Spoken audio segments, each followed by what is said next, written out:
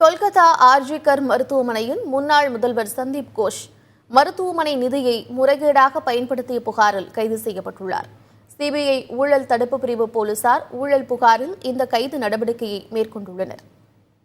கொல்கத்தா ஆர்ஜிகர் மருத்துவமனையில் முதுகலை மருத்துவ மாணவி பாலியல் வன்கொடுமை செய்யப்பட்ட சம்பவத்தை தொடர்ந்து கல்லூரி முதல்வர் பதவியை சந்தீப் கோஷ் ராஜினாமா செய்தார்.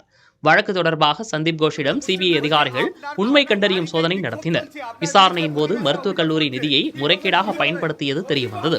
இதனையடுத்து சட்டவிரோத பணப்பரிமாற்ற வழக்கில் அமலாக்கத்துறையாலும் விசாரிக்கப்பட்டார்.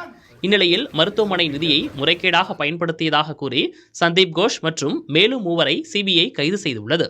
மருத்துவமனை உபகரண விற்பனையாளர்களான சுமன் ஹசாரா, பிப்ளவ் சிங்கா மற்றும் சந்தீப் கோஷின் கூடுதல் பாதுகாவலர் ஆகிய மூவரும் கைதாகியுள்ளனர்.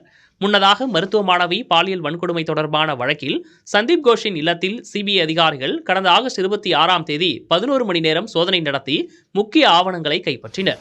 மேலும் மருத்துவமனைக்கு உபகரணங்கள் விற்பனை செய்தவர்களின் வீடுகளில் விசாரணை குழு சோதனை நடத்தியது.